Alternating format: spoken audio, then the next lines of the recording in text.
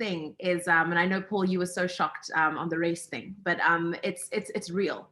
And I think the body shaming comes with so many other tiers for us as Black people. I don't know what you guys think, because for us, I don't know, Tenji, I don't know if you can get what I mean, because we have so many additional things that we do. There's the skin lightening and, attacks on that, and just on us as women. I don't know, like Are you going to save this for the show? Because if we talk about this before we go live, Chika. Open for grabs. I was like, whoa, don't get me started. I can't wait. This is through a series of strange events. When I got bullied, I ran to Tanzania to recover. Oh, wow. And that's when my life changed. And the Maasai people, I went to the village and just lived until I could sort of function. How long were you in Tanzania and Kenya? When I went to recover, I was there for about a month and a half. And when you say recover, it's on the back of bullying, harassment in the workplace? Correct. I was diagnosed with acute post-traumatic stress syndrome and was not doing well at all. And my psychiatrist wanted either to hospitalize me or for me to do something pretty radical to get my head back in the a positive space. Bullying and harassment is one of those subjects that a lot of people suffer from, very many in silence, unfortunately. So I thought, we've been talking about International Women's Day, Choose to Challenge, all this sort of stuff, and it cannot surely be restricted to 1 month of the year. Let's bring to the 4 topics that we should challenge, behaviors that we shouldn't accept, everything from microaggressions to micro insults, right down to the really deep and horrible things like, physical, sexual harassment, blatant racism in the workplace, etc. So on tonight's panel, I am super, super, super excited to have some subject matter experts and some senior executives to share their perspectives. As we do PaMoto, we go around the houses. I will ask everybody to introduce themselves very briefly, your name, what you do. We keep it there for now, and then what you're about will become apparent as we speak. So in the true keeping of professional tribes. In fact, I'm going to do it differently today. I'm going to start with our co-hosts. Perhaps Tenji could go first today. Thank you, Mucha. Absolutely delighted to be here today on as part of your squad. Bullying and harassment is really something that's close to me, obviously, as an employment lawyer. So delighted to, get stuck in this conversation today, and calling from my home country, Zimbabwe, today. So that's fantastic as well. She says, making us all wish we could be on a flight to good old Zimbabwe. Lucky for some, right? Let's go across to Raveniko then, as we're on the Zimbabwe theme. Ruth? Yes. I am Raveniko, and also in beautiful sunny Zimbabwe. Tenj, how beautiful was the weather today? Amazing. Stop showing off. An evening swim, anyway. So I'm Raveniko, and I'm in media, broadcast media in particular, and my experience with bullying and harassment comes from both being in a corporate work setting, when you're working, and also just with the work that I do, being a media personality, so to speak. So a lot of it is about cyber bullying, okay? This giant that's taken over the world. So that's really going to be a lot of my contribution tonight. Wonderful, thank you. And Malcolm Raveniko, we missed you on PaMoto. Let's go across, shall we, let's go across to Paul. Paul is the only man on our platform today, and I'm sure he's going to hold court as only he can. So welcome, Paul. Oh, I try not to hold court. I'm so privileged and honored to be part of the panel. So thank you, everyone. I'm coming from Vancouver in Canada, and I'm a workplace bullying expert. I've written some books on workplace bullying. I've been a victim of it myself, and I do consulting work for organizations all over the world and professionally speak about workplace respect and bullying anywhere someone will listen to me. So welcome, everyone. Wonderful. Glad to have you on board. Let's go across to Dana. Dana, please say hello. Hi, everyone. Hello from Dubai. My name is Dana Saloom. I lead communications for the Boeing company across India, Middle East, Turkey, and Africa. So it's a pleasure to be here today. And all of us as leaders, we're all committed to do better and make sure that we create a positive and inclusive environment. And so that's why I'm here today. Oh, wonderful. We're honored to have you on today. And last but not least, Sarah Grande, who's our occupational psychologist today, the one who's going to be unpacking stuff from a technical perspective. Go on, Sarah, say hello, please. Hi, everyone. I am Sarah Durande, and I am in Dubai as well. I'm an organizational psychologist and authenticity coach. I specialize in engagement and well-being in the workplace. And I'm going to be talking about bullying in the workplace today from experience, but also from something that I coach some of my clients on. It's something people experience on a day-to-day basis. So for anyone who saw our promo material, thank you, Sarah, for being the lastminute.com save the day, because we did actually lose a panelist who, by virtue of the offices that people carry on this platform, people do get called away, stuff happens. So unfortunately, we weren't able to get joined by Lerato today. But Sarah comes in with a technical knowledge that perhaps might have been missing from the psychological perspective. So you're welcome. Right, anyone who's just joined in today, we're talking about bullying and harassment in the workplace. And as I mentioned earlier on, there's a whole spectrum, right, that this relates to, from those micro behaviors, that bad behavior that sometimes organizations ignore because it's being done by the guy who brings in the most money. Sometimes behaviors that literally go unpunished because it's too much of a headache to deal with the one person's issues versus the impact it might have on an organization's reputation. And sometimes because it's just annoying to have to address things and it's too much of a hassle for the people in charge. So what we say is no to bullying and harassment on our platform.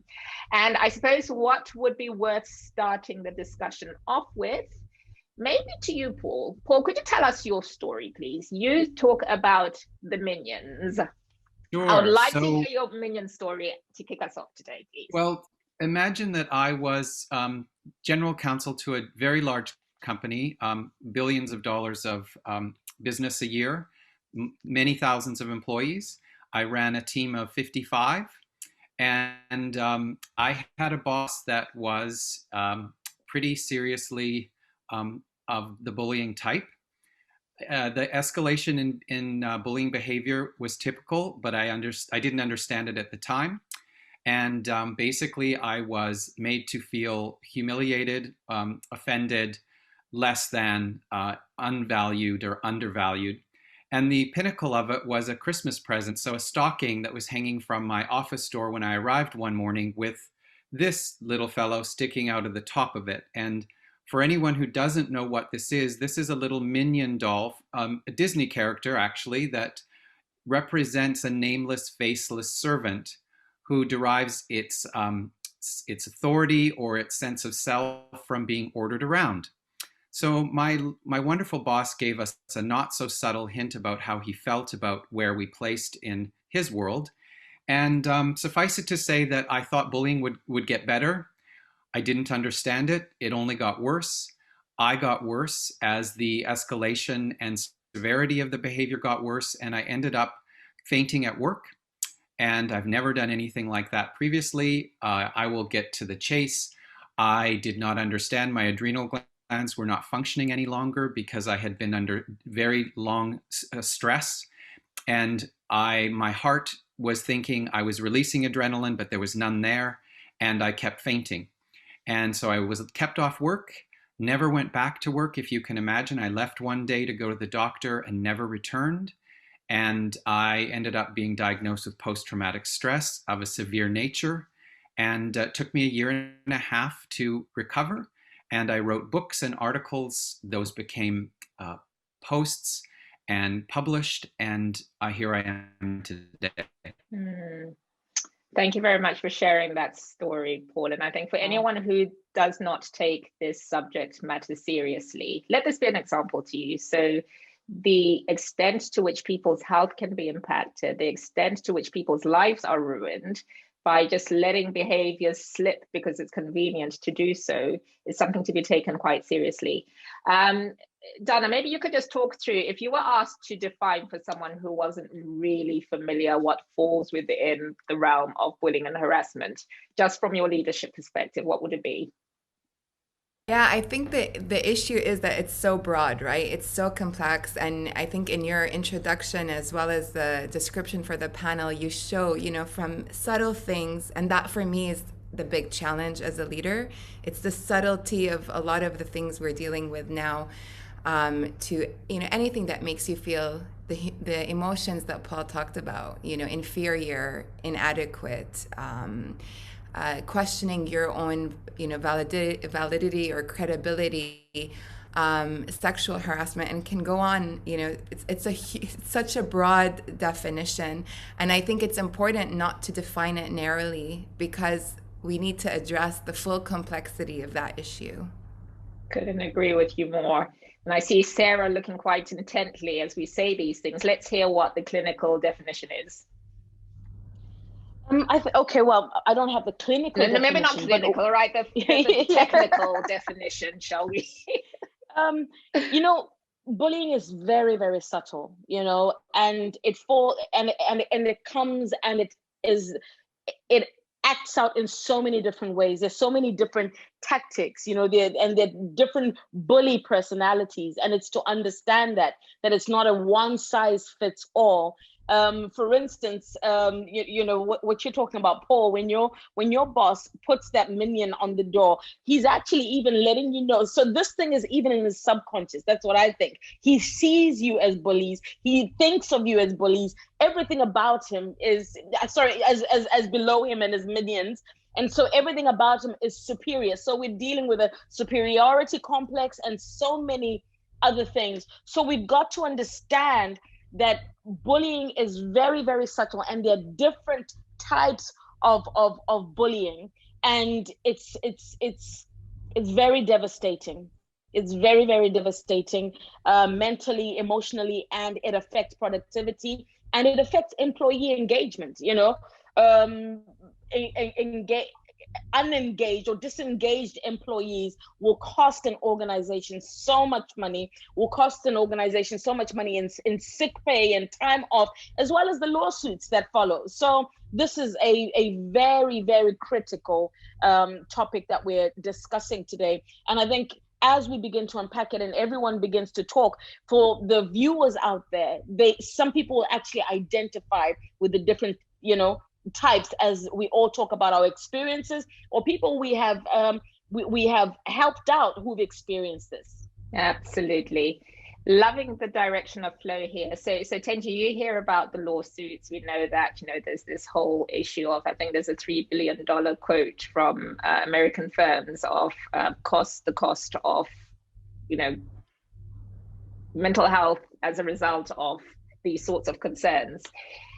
When you think through some of your cases as an employment lawyer, obviously without messing up client confidentiality and all that beautiful stuff, what sort of issues do people think are okay to get away with? So I want to start off, let's build some crescendo here. Let's start with the micro stuff, shall we? What is microaggression? I just gonna step back just a little bit, because I think it's really important to kind of scope out the fact that harassment is quite a subjective feeling, right?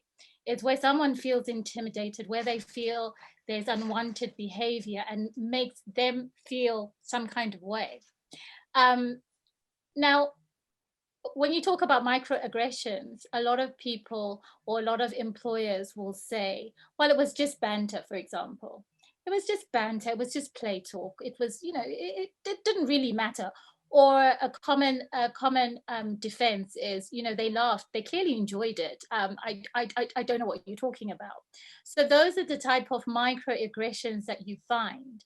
Now, as an employment lawyer, I think one of the most difficult cases that we run are cases on discrimination, bullying, and harassment. And the reason why is because it's so factual. There's no objectivity when it comes to this. It's so subjective. So you find by the time a lot of the clients come and they want to pursue a claim for bullying and harassment, usually it's so late. They've suffered for years and years, and they actually have no evidence of it. and they've got no witnesses because they've been dying inside, as Paul has said, that I ended up being signed off, or, you know, I suffered for years. A lot of people are suffering in silence. And I think it's really today's discussion is really useful in hoping that we can walk away with some solutions on how to prevent it and identify bullying and harassment, because it's not always obvious. You know, it can be physical, it can be verbal, it can be non-verbal. So there's a whole range and different types of harassment and bullying. Where to start, guys? Give me a hand here. Anyone who's tuned in who doesn't know what today's subject is about, we're talking bullying and harassment. I want to hear from you guys as well. I can already see Kinsella's written quite a bit there. When we have an opportunity to, we will come to your points, but we would love you to start contributing. Let us know whether this is an important topic. Have you ever suffered from bullying or harassment? Have you just suffered a discrimination that's maybe made you have to leave a job, or maybe reconsider your entire career because you feel that you're in the wrong place? So as you're commenting in the section below, I'm going to go across to Rue. Rue, you started off before we kind of came on live talking about your sphere. So journalism, you're in the public eye, you are on everyone's phone, essentially, or loads of people's phones. Where a person sitting in an ivory tower somewhere has got the more undocumented types of bullying and harassment, you get people actually just writing stuff. So there's a history, there's like a track record, but there's no one to be held accountable. Unlike a person in an organization who can get hold to HR, report it to a line manager. Talk us through what you might be seeing as a trend, and how, I guess, your reaction to the fact that there are people out there, nameless trolls, who get away with ruining people's mental health. Thanks, Mucha. You know, before we even go to the nameless trolls, in the workplace as a journalist, there is levels of harassment that you wouldn't even understand. You know, we start with even just the way female journalists are told, you know, in the morning when you start work, you have what we call a diary session. And the editor-in-chief will sort of sit there and discuss what the stories are for the day. Everyone will say, I'm covering this, I'm covering that. Then you'll find that the editor will assign the softer issues, right? So let's say, I always think politically. So let's say that the Minister of Women's Affairs is launching a new book, okay, that was released by a woman. She'll assign that to a female journalist. And then if the president is welcoming the president of Tanzania to Zimbabwe, that automatically goes to a male journalist, okay? You know, you'll find that there's that level already in the workplace where, do we call it harassment, right? What do we call it? Discrimination, right? It is all about terminology. But then as a woman, what do you report that as? Do you just say it's unfair? Does it become gender bias? So there's so many tiers there, which are, you know, before we even go to the internet, because I know once we get there, that's a whole other can that we're opening. But I like how we're defining first the workplace terms, and, you know, whether that's just in journalism or any other sector, I know that the female aspect comes in a lot, the gender aspect comes in a lot. I know many people might be able to identify from different spheres. Absolutely. I am coming back to you because I do want to talk about the online stuff, but actually let's go back to Tenji for a sec. In fact, maybe even to you, Sarah. What are we defining as differences between bullying, harassment, and good old-fashioned discrimination? Does it matter that these things are classified that way? Is there a difference? If so, what is it? I think there's an overlap sometimes. There's an overlap because it is harassment, it is bullying, it is stonewalling. You know, it falls, and some of it totally, there's an intersectionality that takes place with this. So it's not sort of like, you know, they're all separated, you know, so harassment is over here, bullying is over here, you know, all the innuendo is over there. There is an intersectionality, and it all merges together. So sometimes you're definitely dealing with just maybe the one type, where maybe you're dealing with alpha characters who want to dominate, so dominance. But then sometimes it's all the little things that are in there. So there could be sexual harassment, as well as a little bit of just the bullying because I want to scare you. I pay you, you know. Your promotion is based on my referral. Your lifetime or your lifespan in this organization, I can determine that. So there's also holding people to ransom. There's a blackmail to it as well. So there's so many layers to it. And as I said, you know, so many intersecting parts of it. So we can't sort of just, you know, separate them. Sometimes they do completely, and it's hard when you're experiencing it, because you can't just separate it. That's what makes it difficult, because a lot of times when you're being bullied, the first thing that happens is you second guess yourself, because it affects your confidence levels, it affects your self-worth, your self-esteem. So there are times that you actually even doubt yourself. Is it me or is it them? Am I really experiencing this? You know, and is this actually really happening? And so that's why sometimes we will then ask someone else in the office and find out, because it could be happening to you only, but there are times I was dealing with a client where it was happening in their whole office. They had a bully. They had a bully who bullied all of them. So when they saw this woman come, everyone scattered. So it plays out in so many different ways and for so many different reasons, because, you know, the bully themselves, we actually need to unpack the reason they are the way that they are, you know. Absolutely. Yeah. Okay, so let's get on with. Go ahead, Donna. I actually have a question for both Sarah and Tenji. What role does intent play in that definition, right? So a lot of times discrimination and the subtlety comes actually from no malicious intent, actually, where maybe does intent play more of a role with harassment and bullying? Really good question. And I think as lawyers, we like to break everything down as far as we can. So with discrimination, it's usually we look at less favorable treatment on the grounds of something that's protected. So you would say race discrimination. So I've received less favorable treatment because I'm Black, or I've received less favorable treatment because I'm a woman. So that tends to be discrimination. Harassment, as I mentioned at the beginning, usually tends to be about how I feel because of the treatment that has been, you know, imposed on me by whoever. And as Sarah said, it becomes a blur at times. So very often, a lot of the grievances that we put in would be bullying and harassment and discrimination on the grounds of. So it tends to be, you know, joined because the facts are joined anyway. And then, you know, the next claim that tends to happen is victimization. So victimization is where someone speaks up, and because they've spoken up, then they suffer a detriment because of that. So, you know, organizations need to make sure that, you know, there's this freedom to speak, but also if someone does speak, then they don't suffer a detriment because of it. So there are all sorts of different actions that come into play when you're talking about, you know, bullying and harassment and discrimination. And we certainly will get into the actions, how to kind of mitigate against these sorts of behaviors. But let's start to analyze the person who's dishing out this bullying, harassment, victimization, etc., shall we? There's a book that's been written about, you know, many leaders being psychopaths. I don't know if you guys have sort of come across it, but there's a school of thought that says in order to be an effective leader, you've got to have psychopathic tendencies. I want to understand what we think about that phrase. Is that true? Do you think that fear is an important ingredient for effective leadership? Do you believe that, you know, people who tap into their softer skills perhaps don't get as far? I think they talk about male and female types of leadership, and the reason why perhaps women sometimes remain behind the curve is because they just seem to be a little bit too soft.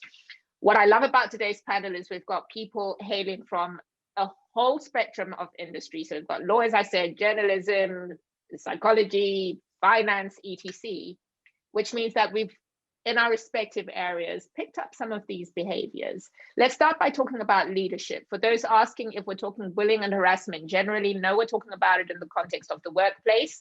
However, it does start from somewhere. So there is that thing about a person's upbringing that may lend them towards these sorts of behaviors, and we want to know what it is. So first question, if you think through a personality that could be classified as a bully, what is it, do you think, about perhaps their upbringing, or in your own childhood, actually, if there's somebody who was that kid in the playground, do you know what they've gone on to become, whether it's manifested in older age? If so, where were the parents when all this was happening? Who is responsible for breeding sociopathic, psychopathic, horrible bully type individuals? Let's start from there. Rue, what are your thoughts on this? Yeah, no, it's interesting. You know, we look at the people that were really strong in junior school or in high school, and that question of where are they now? Do you know the sad part is that some of them didn't even become much. They didn't make much of themselves, some of them, right? That mentally, you know, you would think that they would have become the leaders. Even the people that were fantastic and they were the head boy or the head girl and they were book smart and played all the sports. It's unfortunate that sometimes it doesn't always reflect. But I like your question, Mucha, because I want to throw something in here. You know how in Africa, and you know you can always trust me to bring in the cultural element, right? In Africa, we a lot of people still believe in not sparing the rod, right? We discipline children, we smack them. You know, some schools allow, you know, corporal punishment, all of that stuff, because there's just this black belief that kids must be smacked, okay? Not beaten, don't get me wrong, but smacked, okay? Spanked, so to speak. So when we talk of I'm giving that example because I'm looking at a leader in an organization, okay? This leader, without calling them a sociopath or really, really difficult or really hard, it's just to say when you reprimand your subordinate or your employee, how far does your reprimanding, how far are you allowed to go without somebody then claiming that, oh, this is harassment? So why I talk about the beating, you know, that we do as parents and in schools here, out in the Western world, I believe they might not even allow that. If a teacher even raises their voice at a child, the child has their rights and they say, no, you can't talk to me like that. Okay. And in a home, a child will tell their mom, no, you can't smack me. I'm going to go to the police. In Africa, it's like, you're going to go to who? So where I'll take you to the police, child, is how we roll in Africa, right? My thing, I want to throw in and say, where do we allow for leaders to be leaders? If they need to reprimand an employee, granted, I know there's a line that we don't want to cross of bullying and harassment, but how do you then decide what an employee interprets as bullying and harassment if I'm correcting you, if I'm reprimanding you, and if I'm trying to teach you? And if you take offense because I've addressed it in a boardroom with other people, then you feel offended because I'm attacking your character in front of other people and you feel disrespected. So we need to be careful about that one. When do you allow a leader to be a boss and correct and teach? Go. Yeah. Paul is ready. Thank you, Ru. I love that question. Oh my gosh. So much to say. So I'm going to build on what everyone has said. Intent. Intent is relevant. In order for someone to be classified as a bully, they actually need to have been doing it with intent. They aim to hurt, to offend, to intimidate. It's absolutely true. What's going on in their brain? Children that bully at school don't necessarily beat later on in life because it's quite different. When you bully at school, you're usually attacking someone who's weak and intimidated because they're different or they're new or they wear glasses or what have you. The workplace, it's the polar opposite. Bullies tend to attack and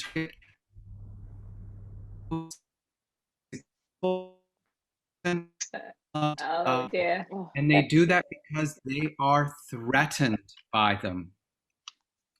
Oh, am I unstable? You were for a second, but you came back. So I think we can kind of make sense of what you were saying. Okay, so you're talking about being threatened, doing it as a protective mechanism almost, right? So, right. So they attack the people that they believe are a threat.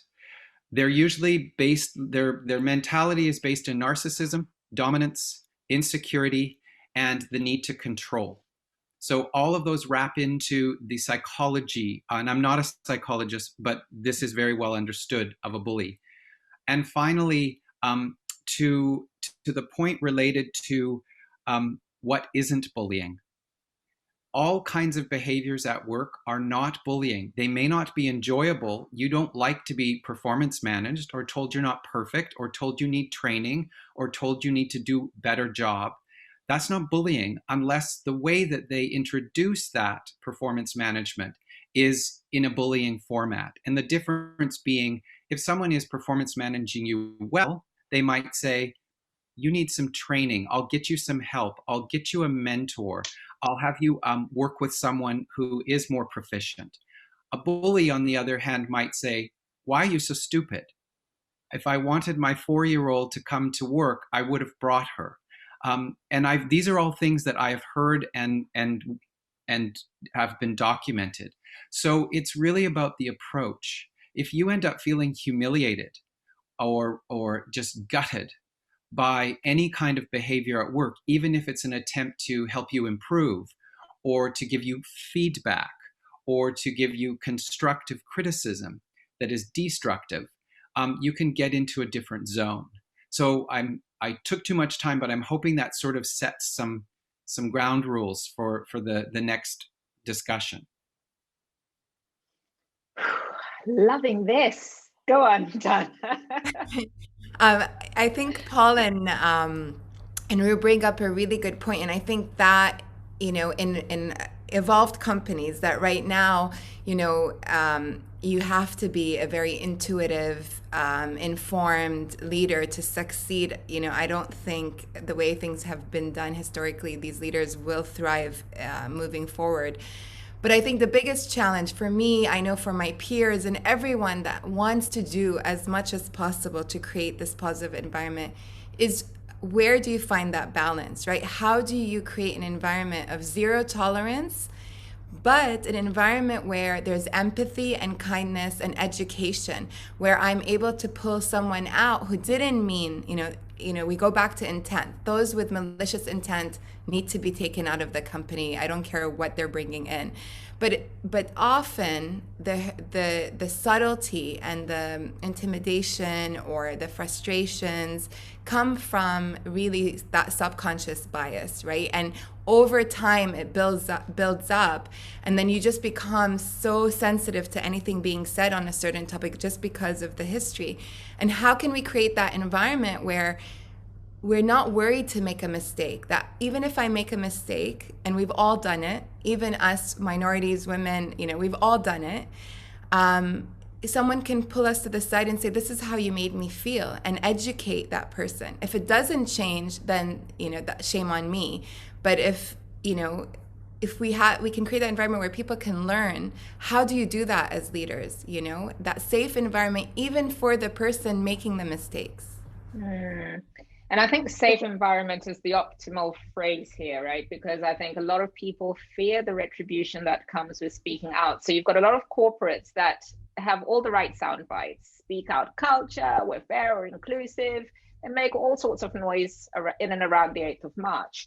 But reality is that there are people who fear that, one, they're not going to get a bonus because they're a troublemaker, or if there's a pool of redundancies, they're the first to go because they're a troublemaker, or they think that they're too uppity, they're not really blending in with the culture over here. So you know what, it's best to push them out. So there are real repercussions to wanting to speak out. And I'm keen to understand how the panel kind of navigates this. I think we all have a duty of care to the teams that we lead, the organizations in which we operate, which is to say that people must be held accountable for not pushing through some of these key agendas. But the fact is, it doesn't really happen. So for someone like Paul to have to give up work, which you didn't get to conclude actually in your narrative, did you? To have to give up work because you've been harassed or bullied so much is absolutely unacceptable. But guess what? I'm guessing his boss went ahead and got a fat bonus at the end of that year and life went on for him. How do we ensure and safeguard against? No? Okay, let's hear this. This is good. So that's worth clarifying. So my boss was the typical high performer. Bullies are usually high performers. And he could, quote, be assigned to any unit and whip them into shape. That is what Vice President described him as. However, when I brought this forward, I also got an attorney, a lawyer, to make a claim, and a bullying investigation was launched. And while they did not find bullying, which is not unusual because it, as we described, it is subtle, I did not prepare for it. I did not do the homework, which is what I do want to talk about later. How do you set yourself up for success to confront, prevent, and actually stop bullying? There is lots we can talk about. But to the point of my bully, when the investigation culminated, he did what is very common. He took off because he knew the gig was up. he knew that things were going to get hot for him because he cost the company a fortune. Right. And they started to realize it. I am subject to a confidentiality agreement, but I was paid to shut up, as is very common. So he took off within 6 weeks of this whole thing terminating. So sometimes they do, but he's now working as a very successful executive in another organization doing exactly the same thing because we keep hiring people from that organization who are fleeing like, there's a plague. Mm. So let's tell me something, Paul. Sorry, Sarah. Yes, I want to ask because in my mind right now, I'm trying to determine something. So how long how long had you been bullied for? Because I think sometimes with personality types, but also even with our, the different genders, sometimes we will put up with it for a protracted period. How long did you deal with it, or did you sort of like grin and bear it and then flag it up? Did you, or did it sort of get flagged up because of the health issues that you started having? It's both. So imagine that for a long time, I was his star and he actually even said to me at one point, I never stay in a job for more than 3 years. You're going to get my job. But then a vice president in his presence said, Paul was a fantastic hire, one of the best people we've ever hired. He's doing a phenomenal job. So it was like a light switch went on. I immediately, I think, became a threat because he wasn't in the limelight.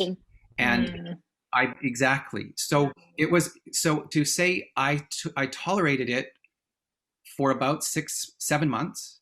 Okay. But the truth is, Paul, we're losing you a little bit. It's my problem. Paul, we keep coming off a little bit. So you said you tolerated it for a little bit. That's the last we heard. Yes. Well, I tolerated it, and I would have continued. I would have continued to tolerate it, but unfortunately, it was my health that prevented me from continuing. Because my doctor basically said, when I described what was going on, well, you're not going back to work. I thought that was for 2 weeks. It was never. Wow. Wow. In my case, that's what happened. Wow. I just want to jump in there, Much, if I can. Just based on a lot of the clients that I've ever represented that have suffered bullying and harassment in the workplace, a lot of it is actually over years. So 7 months is typical. We've already addressed the point that it's microaggressions. You're not sure. Bullying and harassment can even be being sidelined. So systematic. Yeah. So it's usually just about painting the picture. It starts with really small incidents, and it's only after a year when you look and see everything that's happened, you can see it's ongoing bullying, sidelining, just being left out of decision-making processes. And a fundamental issue is the question I always ask clients is, okay, so did you tell anyone? Did you keep a diary? What did you do? Did you go to the doctor? Now, a lot of the time, employees that are suffering bullying harassment are not speaking to anyone, and even if you are speaking to your colleagues, when push comes to shove and you're about to file a claim, more than likely that colleague is not going to support you with your discrimination claim or whatever claim you're going to have. So it's really important that if you are experiencing bullying, harassment, or discrimination, that you at least start to diarize what's happening. Speak to HR, even on a confidential basis. So, just go and speak to HR and say, look, I'm not filing a report or a complaint just yet, but these are some of the issues that I'm experiencing within the workplace. What a lot of employees don't know is that companies are, what they say in law, vicariously liable for the actions of their employees, which basically means it's up to the company to make sure that their management or employees are adhering to these lovely policies that most companies have. So it's really for the company to make sure that they're doing the training, that they're making sure that employees know if they have a grievance, what to do about it. So it's really important for employees who are suffering, speak to your doctor, make sure that if you come to me, you have some evidence, something for me to work with. But half the time it's, I was so sick, I went off, and we've got nothing to back up these really, really, really strong potential cases. So that's really important. I just wanted to jump in. No, I love that, Chenji. And, I think just a very quick one.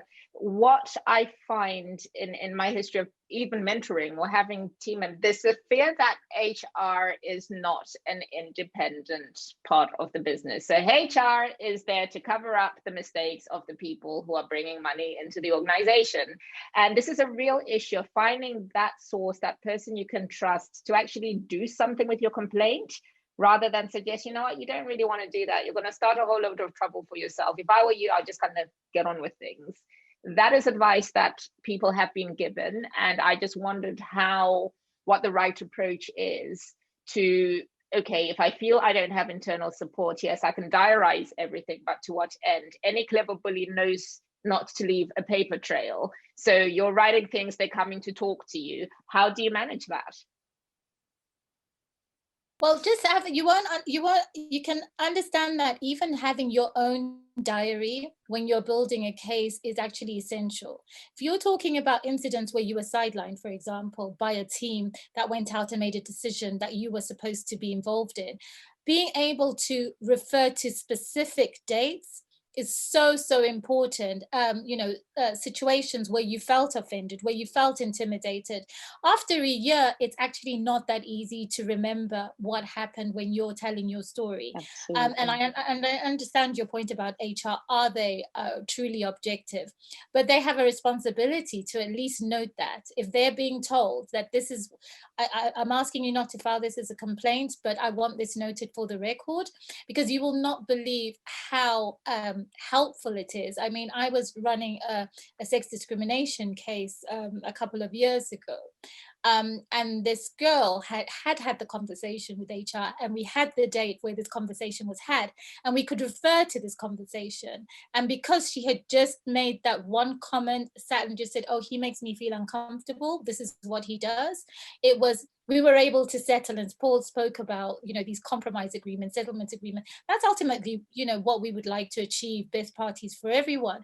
But, sometimes we also want, some of the clients to say, do you know what, I'm going all the way to be that example.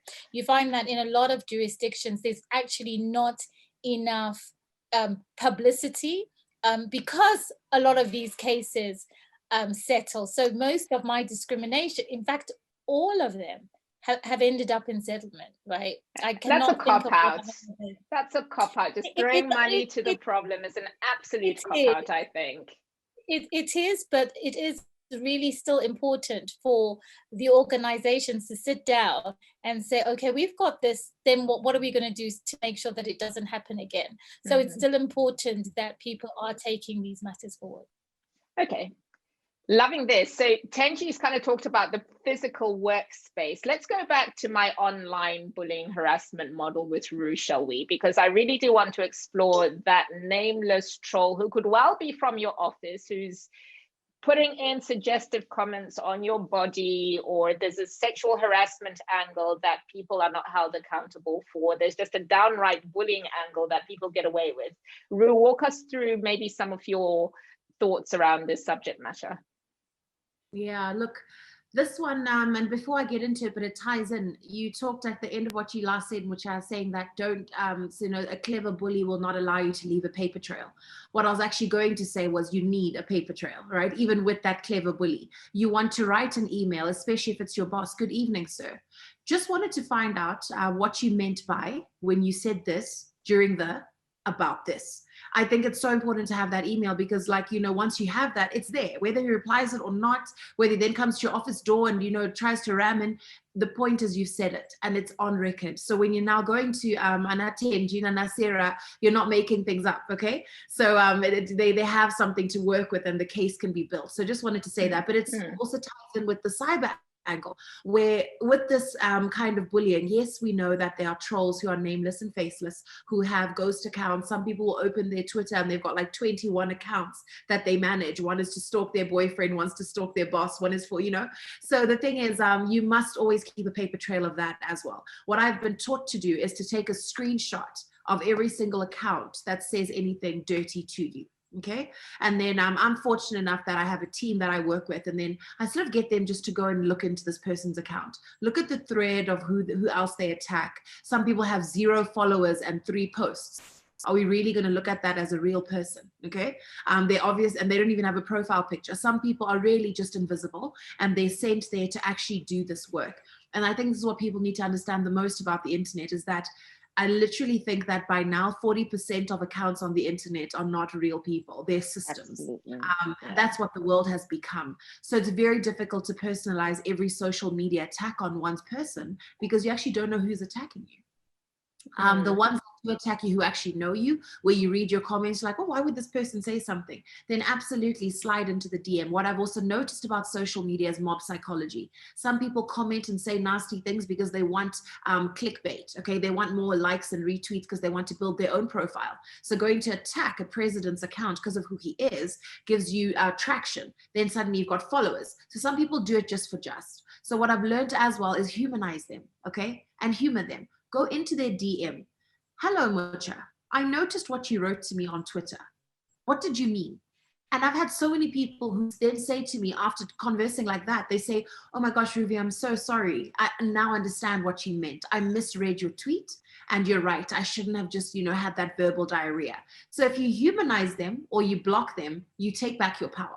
So you choose, you pick your battles. If you look at someone with a genuine following and something substantial, engage them. I say engage because that's what we're here to do, but privately. And then if not, if they're just somebody who doesn't have a following and they're looking for something, let it go. Screen grab, document, send your team to search who they are, and then keep the name there for your own reference, but block them and deny them access to your life ever again. Absolutely. Oh, there you go. There's your handbook on how to deal with online bullies and harassers. Let's zoom right back to the workplace then, shall we? The physical world, where people can be made more accountable. So, Dana, just walk us then through when you kind of started talking about this, right? That human-centered approach to leadership, there being a fine balance between, I suppose, performance managing people. There is a sensitivity after George Floyd. Every Black person feels a little bit more entitled to speak up, sometimes about stuff that they're not justified to make noise about, but it's a fact. How are you, in your leadership capacity, just managing these sorts of dynamics? Yeah, it's complex. And, and I think creating the empathetic culture of education, like even Rue was talking about, even for strangers outside, she was highlighting that fact. It's about humanizing and reaching out. I'm going to give you a very simple example of this sensitivity. One friend of mine is like, I'm so annoyed. This colleague said I look tired. And so, I like to listen. So I'm like, tell me more. But obviously in my head, I was like, come on, even tired now is like an issue, But obviously I'm self-aware, and, I held my initial thoughts, and I'm like, really tell me more. Why do you feel like, she's like, I come to the office and I want to work. I don't want people to comment on how I look or, how I'm dressed. And it's very common for women. I know we talked about, black hair, and we talked about, dress and body. And one thing I spend a lot of time educating my male colleagues is like, I know you didn't mean anything by saying you look tired or you look beautiful or I like your blouse or whatever. But the bigger issue, and this is the subtlety that builds up, is women feel objectified when they come into the office. So we are marked. Are we wearing too much makeup? Are we wearing too little? Is our hair too long? Are we too feminine? Are we too masculine? Am I dressed appropriately? We are marked in ways that men aren't, right? And until you listen to women, and it's not that one incident, right? It's not about that one comment, because they didn't mean it. They were genuinely concerned about my colleague. Like, are you tired? Are you okay? And now that's become an issue. And my male colleague would be like, I can't speak. Like, I'm too scared to say something. Like, I was concerned, right? And it's about that education. It's about taking that time and saying, you know what, it's not you, it's not that one comment, it's the buildup, it's the culture, the corporate culture where women constantly feel marked and targeted and observed first on everything else, before they reach the performance. So that's one example. And these are the things that I believe leaders like all of us in this room is what keeps us up at night, is how do you balance creating an inclusive, empathetic culture for everyone, right? For those that need to be educated, as well as those that are suffering from, the impacts of these unconscious biases. And, Donna, I'm loving this educational piece, because I think that is the sort of training corporates aren't really looking to invest in, right? How teach men how to deal with women in the workplace. I'm that woman who's been power dressed one day, suited and booted, walk into an elevator, and a male colleague says, "Oh, you look like a flight attendant today." Now, I don't know what that actually means. Absolutely. You look like cabin crew. I don't know what that means. Or the red lipstick. Absolutely. In your pinstripe suit, I'm not saying you look like, I'm not even programmed to associate you with anything. So it really is quite out of order. Or equally, someone saying, "You look more approachable when your hair is straight." And again, you're kind of standing there thinking, okay, thanks. I don't even know how to process this. So let's talk about education. Paul is aghast with some of these comments. This is real, Paul. It's real, I promise you. Let's talk through then how to help that person who might be watching, who maybe on reflection starts to realize that they've been victim to micro insults, micro invalidations, microaggressions, the micro stuff. And then let's move down the spectrum to the bigger ticket stuff, because I'm sure nobody starts off by just sexually harassing you. It starts with something. It's the small stuff that needs to be taken care of. Maybe if we just go around the table, Paul, perhaps starting with you, things that you've learned along the way and things that you teach in your various global seminars around how to deal with bullies, how to deal with the bad guys. Let's get going with that one. Fantastic topic. So first, it does start small. It could be an eye roll. It could be, it could be ignoring someone, interrupting someone, not letting them finish what they're saying. These things, and they build. So first things first, what I really try to get people to be understanding of, they will be uncomfortable, but they need to alert the person that this is not okay. So that's a conversation, and we talk about how to have those hard conversations. Secondly, to Rue's point, boy, there's nothing more valuable than documenting, and when something happens, follow it up with an email. So that trail, when you go to HR, you want to have evidence to show them, these are the examples. These are the people that were present at that meeting where I was being interrupted. This was the date. This is where it took place. And you want to keep notes of everything. So the documentation is golden. Sometimes you will have others who support you and who are willing to say, yes, I was present, and yes, she was being interrupted or ignored or being mistreated. So there's many things you can do to try to set yourself up for success when you do decide to go to HR, or you go to someone to, for example, decide if you want to make a claim or a formal report. And the organization has to own this. They need a workplace respect policy that is clear about what is unacceptable behavior, and to define bullying, discrimination, sexual harassment, not just airy-fairy, you must be nice to each other.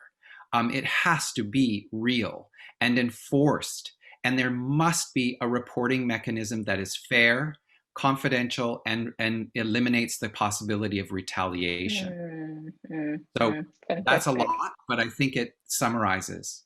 No, it certainly does. And I think, it's easy to maybe think about what people should have done earlier. So Tenji, supposing somebody's let stuff run for a year, 2 years, they've been grinning and bearing, what remedial action can be taken further down the food chain? Look, I think it's never too late to start collating or putting together what what information you've got, even if it's just from memory. It's never too late to have that conversation with HR or a trusted employee. It's never too late to go and check what your policies are. The number of people that I've seen and I've asked, do you know what your staff handbook is like, or have you seen it? It's amazing the number of people say, we haven't even seen it. But from a company's perspective, it's very important to make sure that as part of your induction process, everybody looks at those policies at least once, and there's regular training on those policies. It's great to have we draft policies that talk about bullying and harassment, but they actually are not worth the paper they're written on if no one has read them and no one has seen them. So what we also encourage companies to do is to do refresher training, and also check and see if your policy is up to date, because half of these policies may have been drafted 20 years ago, before, I don't know, cyberbullying was even a thing, right? And now we're at this point where, there's WhatsApp bullying, and, somebody was just added into a WhatsApp group and somebody felt offended because their permission wasn't asked before. So there's an etiquette for so much more now. And now we're looking at, bullying during COVID. Can somebody just call me at any time? Do they need to respect my lunchtime even though I'm at home? Do I have to put my camera on? Does that make me feel humiliated when my boss says, can you turn your camera on, please? So this is an evolving dynamic situation that we're in, and organizations need to stay up to date. And I think I can't stress and emphasize the importance of training, whether it's on unconscious bias, whether it's on your policies and procedures, whether it's on discrimination. And, we spoke about how, the impact of banter might be. Nobody knows that it's just a joke, but people are feeling offended. I remember being in an organization that sat down and had lunchtime listening sessions, and it was just really for employees to say how they feel about certain things. And it was really an eye-opener for me. I consider myself to be, really kind of conscious of everything in the workplace. But people were talking about how they're being addressed by their names, and how some people are not addressed. They're just little things that you might miss, but actually there are a lot of offended people in the workplace. But until you give them the opportunity to speak up and say what offends them, people won't have a clue. I remember telling my colleagues that, actually, the security guards actually offend me every time I walk in. When I walk in at an unusual time, if it's not lunchtime or in the evening, I'm always asked. And I've been working at this building for 4 years, right? But if I was with one of my colleagues who's usually, a white male or a white female, I'd never get asked. But when I was on my own, I'd always be questioned. So, it's just that kind of creating some sort of awareness. And your colleagues are saying, really? Does that happen in this place?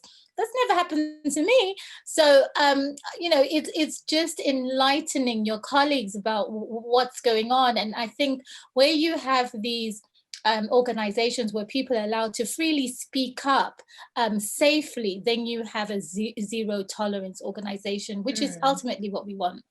Absolutely. And in the absence of those conversations happening in the workplace, we've got professional tribes to bring them to the fore. Tenji, you spoke earlier on about, well, I know a story actually. This is Tenji related, of some game over Christmas holidays. Unnamed friend tells us that they were told to do a nursery rhyme association. So look at a colleague and what nursery rhyme do they remind you of? And the only Black colleague was told, Baba Black Sheep for you, mate. So I read that's a true story. That was a true story of Therese. Yeah, true story. Yeah, Baba Black Sheep. So so these things are real. Game etiquette is important. Etiquette, absolutely. I can see Ruth shaking her head furiously. My chat has been a little quieter than usual today, so people are either completely engaged with what the panel is saying. Let us know what your top tips are for dealing with bullies and harassers, or just the nasty people in workplaces, please, whilst we wrap up over here. Ruth? I just wanted to add something to what was said earlier. I think also touching on what Tenji was talking about. And one thing I think we must always remember is that women and men are men and women, Okay, even though we're in a workplace, we cannot take away the fact that a man is a man, he's gonna look, okay? A woman is a woman. And I'm not justifying some things, but again, I'm just trying to emphasize that we're in a workplace and we need to understand men generally are visual creatures. They will compliment, okay? They will comment on your outfits from time to time. They might comment on your hair. Sometimes it's suggestive, sometimes it's not. Sometimes, yes, it can edge toward harassment. But I think the fundamental thing we need to do as women is to learn to speak up. Either become the kind of woman where men know that you don't cross that line with Sarah. She doesn't like it.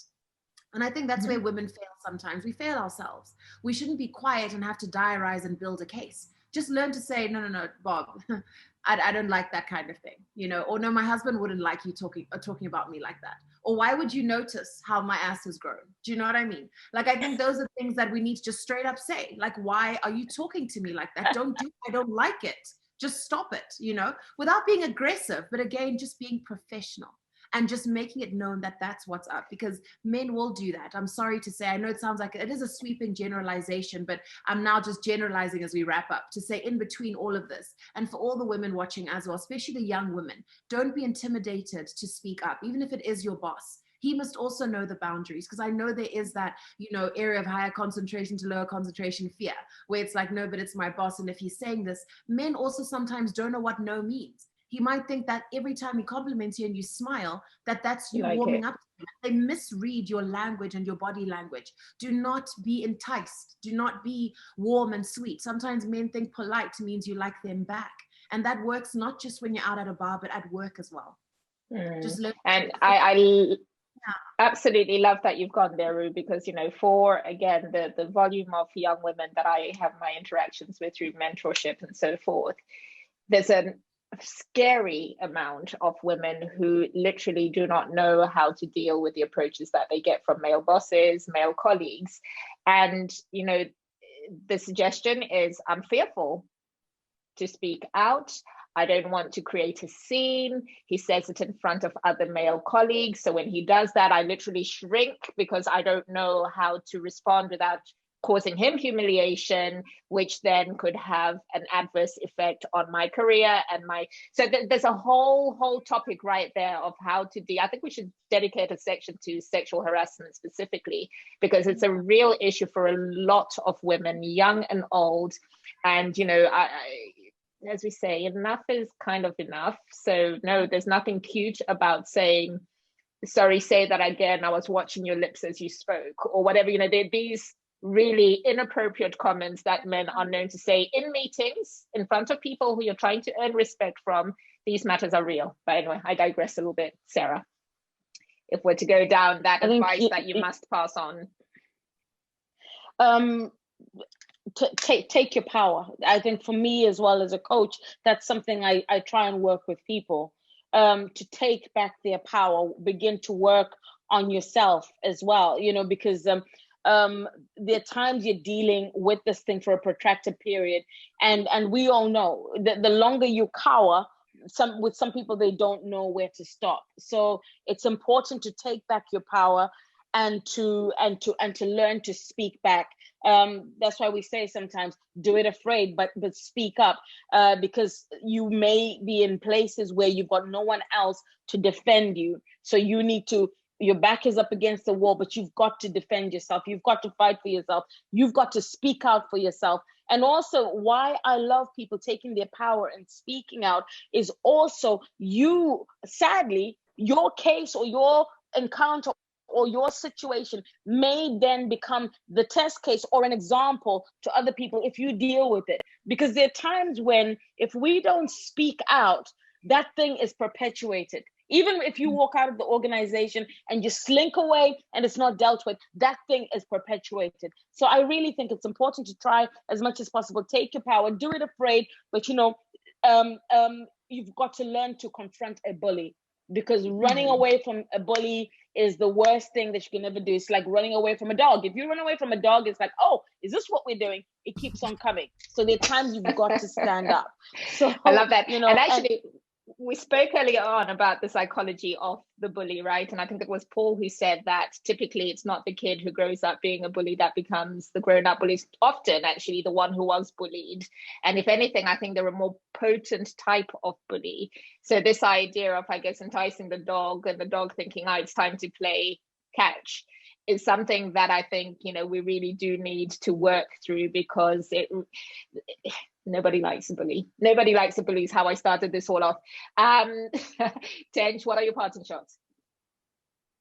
I was actually just looking at the chat, which and somebody asked, is HR supposed to be a substitute for therapy? And I had to chuckle at that. Look, HR is the gatekeeper for policies and procedures, right? So where you have these equal opportunities policies, or whatever they are, it's HR that has the job of making sure that these policies are enforced, and you know, there's grievance policy. So unfortunately, at times, HR does become the therapist. Certainly in my role, a lot of it is therapy, because you're speaking to somebody, you're trying to really understand, you know, somebody's story, and you can't actually really properly defend someone until you, for a second, step into their shoes to somehow experience what they're experiencing. So absolutely, to an extent, yes, but you know, their fundamental role is to be the gatekeeper. And the second question was about refresher training. You know, everyone's working remotely. Does anyone have any fresh and fun and ideas of how to do it? And I think, look, organizations just really have to adapt now. You know, we're in a virtual world, which can be fun and exciting, but you know, it can be anything. And give us examples of situations where you felt offended. And just today, listening to everyone speak, I think all of us can walk away feeling a little more knowledgeable than we were when we started. So this is training. We're training daily, and it's about communication, as Dana said. So communication is all I have to say. Oh, wonderful. And you know what? I think there's something about being on screens like this. You actually pick up the micro behaviors a lot more, because someone is right in your face. So that little twitch or that sort of body language is actually a lot more visible. So yes, bullies beware, we can see you. And Dana, do you want to close with your parting shots, and Paul, before we call it a night? Sure. I'm not going to repeat what everyone said, because I think everyone covered it. I think I'll add one thing, is that, you know, it is HR, it is our leaders, but the challenge with the change we need to see is it's our own individual commitment on a daily basis. Every single person in that organization needs to be committed. And one of the most powerful things you can do is to be an ally and to speak on behalf of someone. If you see something wrong, and you stand up for that, you pull someone aside, you educate them, you go to that person, be like, how did you feel about that? You know, to recognize and acknowledge and understand, and they realize, oh, you know, it's not me, it's not in my head. Actually, someone noticed that, right? An advocate in the office. I think that's something I am committed to. I know a lot of people in our office, and I have personally been someone stood up for me without even me knowing, behind my back, with a discriminatory sexual comment in a meeting, and suddenly that person that made it was removed from that meeting. And you know, a year down the line, I asked my colleague, I'm like, whatever happened to that person? And I had just joined the company I was working for, and I was young, and I was, you know, not confident. He's like, oh, I didn't appreciate what he said to you, so I reported him. And, wow. You know, I was 2 weeks on the job, you know, and wow. That was so powerful, and it made me feel safe. And we can do that for other people and pay it forward. I think it would go a long way. Absolutely. Absolutely. Paul, your final word? Oh, my goodness. Thank you, Are Dana. you a man who can have a final word, or do we need another 15 minutes? It'll be really fast. Okay, go for it. 90% of the time, if people intervene, the behavior will stop. And if you set group norms very clearly, for example, if you're hosting a meeting, group norms such as, you're not going to be on your device when we're at the meeting because I need you present. We make sure no one is interrupted. We don't roll our eyes. We don't say derogatory things. We don't chat behind people's back. We are respectful. So I do a lot of training on teaching people how to become a workplace respect leader, regardless of role, regardless of how long they've been there. You don't have to be a leader to be a workplace respect leader. And if we do jump in and support one another, Dana's right. It is so powerful, and it begins to reinforce itself. It's a contagion that we want. We want a workplace respect pandemic. Please give us it. We don't need a vaccine for that. So I would just focus on team documenting everything and anything and being courageous to get uncomfortable having hard conversations. I absolutely love that. So we've spoken about respect, we've spoken about courage, speaking out, supporting each other. The list of interventions is quite long. What we haven't done is talked about what the bullies should do. And I'm going to be the one to close with this. Just stop it, please. Nobody likes those behaviors. Just quit. It doesn't make you more powerful. It doesn't make you more effective. It just makes you an odious being, whether or not people are telling you that. So to the bullies out there, or people who've got bullying tendencies, stop it. Not cool. To everybody else who suffers at their hands, there are people you can speak to, experts, psychologists, get therapy if you need to. Don't get to a stage where your health has been impacted and you are breaking down. We've heard life stories of what that can do physically to the human body.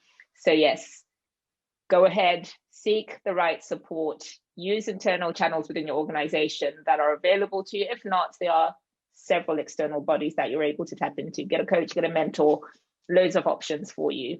To everybody who's joined us today, I'd like to say a massive, massive, massive thank you for your participation. As usual, we'll go through the comments, read. I'd encourage the panel to go in and read the comments, actually address some of the questions that might sit there.